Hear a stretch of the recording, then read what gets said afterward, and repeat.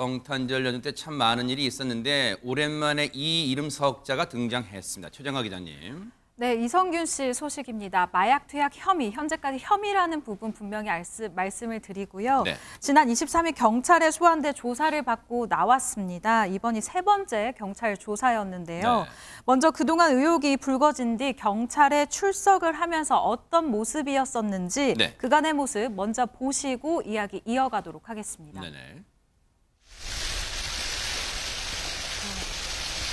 많은 분들께 큰 실망감을 드린 점 진심으로 사과드립니다.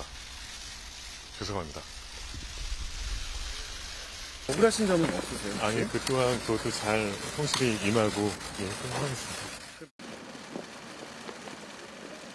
모든 분들께 진심으로 죄송하다는 말씀을 드립니다. 오늘의 모든 질문과 조사에 성실하고 솔직하게 다 말씀드렸습니다. 현재 심경은 어떻습니까? 모든 분들께 죄송하다는 말씀 드리고 싶습니다. 죄송합니다. 이 모습이 첫 번째, 두 번째 소환 조사 때 들어가고 나왔을 때 모습인데 그렇다면 엊그제 세 번째 조사 때는 어떤 모습이었을까요? 또 어떤 말을 했을까요? 같이 보시고 이어가 보도록 하겠습니다.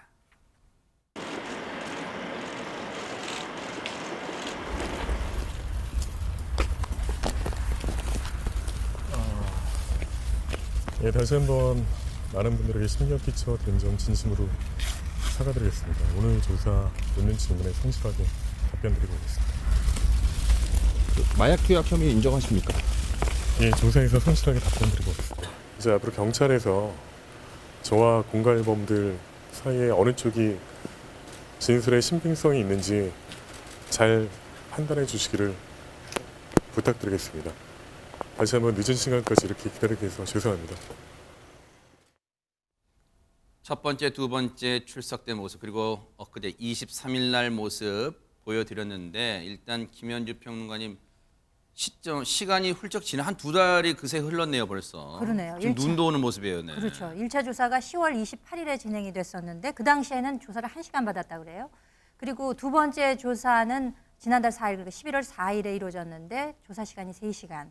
이번에는 엊그제죠. 지난 23일에 3차 소환 조사. 이게 집중 조사가 이루어지면서 19시간이나 소요가 되었다고 합니다. 그 사이에 이제 바뀐 것이 있다면은 이제 외견상 보기에 이성균 씨가 그 마약 검사 같은 것을 받기 때문에 이제 모발 염색 같은 걸 못했잖아요. 그래서 1차 조사 때보다는 2차 조사 때가 더 흰머리가 이제 많이 보였다고 해요.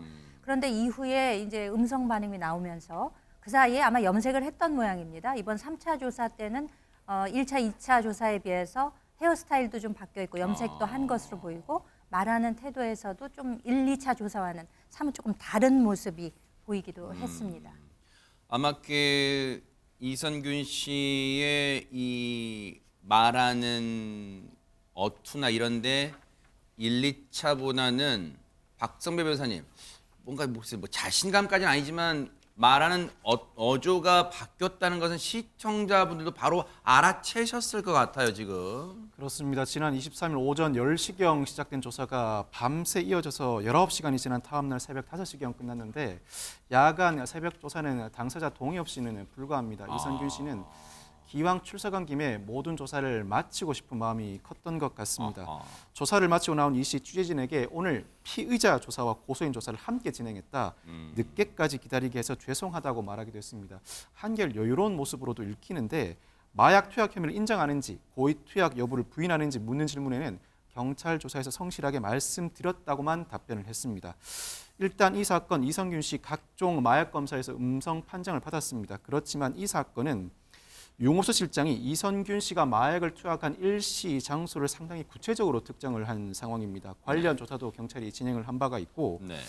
특히 유흥업소 실장에게 협박을 받아 3억 원 상당을 건넨 사실이 존재하는데 네. 마약을 투약하지 않았다면 굳이 이와 같이 돈을 건넬 필요가 있었을까 상당한 의구심을 갖게 합니다. 네. 물론 이성균 씨는 나를 속이고 약을 줬다, 마약인 줄 몰랐다는 취지로 변소하고 있는데 그 내용은 고의를 부인할 뿐만 아니라 마약 투약 사실 자체도 부인하는 것으로 읽히는 대목입니다. 그렇지만 경찰은 모발 검사 등으로 검출할 수 없는 그 이전 기간에 마약을 투약했을 가능성을 배제하지 않고 있는데 더 이상 소환 조사를 진행하기보다는 현재 드러난 사실관계, 증거 법리를 바탕으로 검찰 송치 여부를 조만간 결정할 것 같습니다. 앞서 3차 조사 때, 3차 소환 때 들어갈 때와 또 특히 나왔을 때의 그 어투를 보면 시청자분들이 허주면서 이러실 것 같아요. 아니 그러니까 이선균 씨가 마약을 했다는 거야, 안 했다는 거야. 그 비슷한 식의 그 혐의받았던 GD로고는 지금 무혐의 종결됐는데 지금 이선균 씨 사건 어떻게 돼가는 거야? 궁금하실 것 같아요 지금. 지금 이선균 씨는 계속해서 자신이 마약을 뭔가를 먹었지만 마약을 투약한 건지 아닌지 본인도 확신할 수도 없고 마약 투약의 고의 자체가 없었다. 먹었다 하더라도 그것이 속아서 먹은 것일 뿐이다. 이렇게 주장을 하고 있는 상황이에요. 그리고 만약에 내가 마약을 투약했다는 이 여 실장의 진술이 맞다면 내 몸에서 마약이 나와야 하지 않느냐. 그런데 지금 음성으로 나오고 있지 않느냐 이렇게 얘기를 하면서 네. 거짓말 탐지기 조사를 요청을 했다고 하거든요. 본인이? 오. 네, 그렇습니다. 거짓말 탐지기 운영 규칙에 보면 피의자뿐만 아니라 피해자도 자신 진술의 신빙성을 얘기를 하기 위해서 거짓말 탐지기 조사를 요청을 할 수 있도록 되어 있어요. 물론 이 거짓말 탐지기 조사 결과가 유죄의 증거 능력을 인정받지는 않지만 뭐 자신이 떳떳하다라는 걸 보여줄 수도 있고 그리고 어떤 신빙성, 진술의 신빙성을 높이기 위한 정황 증거로도 활용이 될 수 있기 때문에 이 부분을 통해서 자신이 그만큼 떳떳하고 내 말이 맞다라는 걸 주장하기 위해서 이런 요청을 한 것으로 보입니다. 특히 지금 지난 3차 소환 조사 때 거의 뭐 대질신문에 준할 정도로 경찰이 A씨가 이렇게 말했는데 그 여 실장이 당신 어떻게 생각하냐 이렇게 물어봤다는 거예요. 근데 지금 계속해서 엇갈리고 있으니까 누구 말이 맞는지 거짓말 탐지기를 해보자라는 것인데 다만 이제 좀 공개적으로 가는 것이 부담스럽다는 거예요. 그래서 거짓말 탐지기 조사가 진행된다면 얼마든지 응할 수 있지만 요건 좀 비공개로 진행해 줬으면 좋겠다라는 입장인데요. 네. 지금 이 여 실장이 자신도 뭐 속았다, 협박을 당했다라고 얘기를 하고 있잖아요. 또 다른 공갈범이 있다라고 얘기를 하고 있는 상황인데 그 공갈범 사정 구속영장이 신청이 됐고 오늘 구속영장 실질심사가 진행이 됐습니다. 그런데 방금 제가 확인한 보도에 따르면 이 여성이 실질심사에 불출석을 했다는 거예요. 그렇게 되면은 본인한테 불리하다는 걸 알고도 불출석한 상황일 것이고 경찰이 구인장을 집행을 해서 다시 한번 재심사를 받을 가능성도 있어 보이는데 신병이 확보되는 대로 이 여성의 진술도 굉장히 중요한 부분이 될 수 있을 네. 거라는 생각이 들어서 일단 조사 과정을 좀 지켜봐야 될 것 같습니다. 네. 어쨌든 이 부분은 섣부른 이 추정은 금물이고요. 앞으로의 그 경찰 수사 과정 계속해서 지켜볼게요. 보고 계십니까? 대박 사건. 네, 안녕하십니까? 김명준입니다. 여러분과 함께하는 뉴스파이터. 다양한 소식과 뉴스를 보고 싶으시면 화면 오른쪽을 꾹 눌러 구독해 주시길 바랍니다. TV로도 유튜브로도 여러분께 한 발 더 다가가겠습니다. MBN 뉴스와 뉴스파이터를 사랑해 주셔서 고맙습니다.